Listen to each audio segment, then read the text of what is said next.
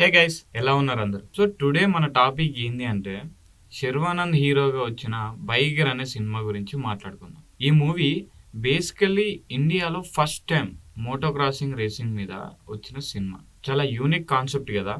Movie స్టోరీలోకి వెళ్తే మన హీరో శర్వానంద్ ఒక ప్యాషనేట్ బైకర్.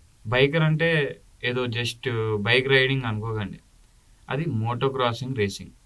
అంటే ఆఫ్ రోడ్లో డర్టీ ట్రాక్స్ మీద జంప్స్, స్టంట్స్ అండ్ స్పీడ్తో రేస్ చేసే డేంజరస్ స్పోర్ట్ అన్నట్టు. ఇండియాలో ఇది చాలా రేర్, అందుకే ఈ స్టోరీ కొంచెం ఇంట్రెస్టింగ్గా ఉంది. సో ఫస్ట్ హాఫ్లో మనకు కనిపించేది ఏంటంటే మూవీలో శర్వానంద్ క్యారెక్టర్కి బైకింగ్ అంటే ఒక మ్యాడ్నెస్ ఉంటుంది.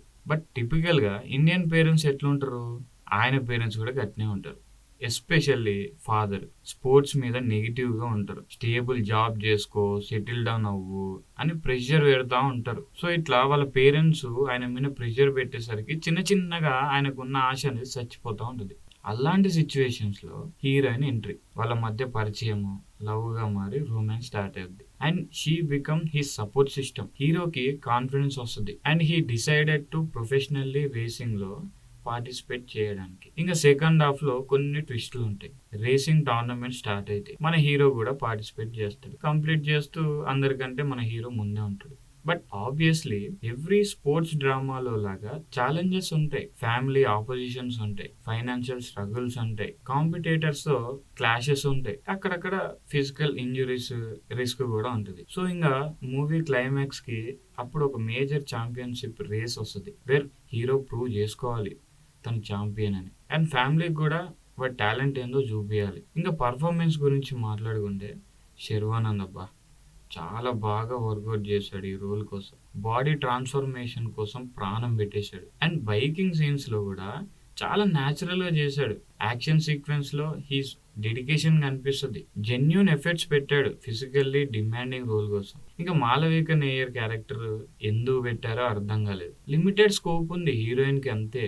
ఒక్క మాటలో చెప్పాలంటే జస్ట్ సపోర్ట్గా ఉంది అంతే. ఇంకా రాజశేఖర్ గారి గురించి ప్రత్యేకంగా చెప్పాలి. ఆయనది కీ రోల్ అని చెప్పొచ్చు.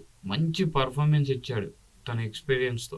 ఈ సినిమాతో ఇంకా మంచి మంచి రోల్స్ వస్తాయని కోరుకుందాం. అండ్ ఇప్పుడు మూవీలోని ప్లస్ పాయింట్స్ చూస్తే ఇది ఒక యూనిక్ కాన్సెప్ట్. ఇండియాలో first moto cross racing movie. ఈ యాంగిల్ చూసే వాళ్ళకు చాలా ఫ్రెష్ గా ఉంటది స్టోరీ. ఇంకా second point Sharwanand dedication. Hero ఈ రోల్ కోసం 18 సంవత్సరాల అబ్బాయి లాగా లుక్ రావడానికి చాలా హార్డ్ వర్క్ చేశాడు. ఫిజికల్ ట్రాన్స్ఫర్మేషన్ అండ్ స్టంట్స్ కి ఆయన జెన్యూన్ ఎఫర్ట్స్ పెట్టారు. Next racing sequence, some high action scenes బాగున్నాయి, అడ్రినలిన్ రష్ ఉంటుంది. ఇంకా సినిమాటోగ్రఫీ గురించి మాట్లాడుకుంటే డీసెంట్ అబ్బా. బైక్ రేసింగ్ విజువల్స్ చాలా బాగా క్యాప్చర్ చేశారు. సో మూవీలో ఉన్న ప్లస్ పాయింట్స్ ఇవి.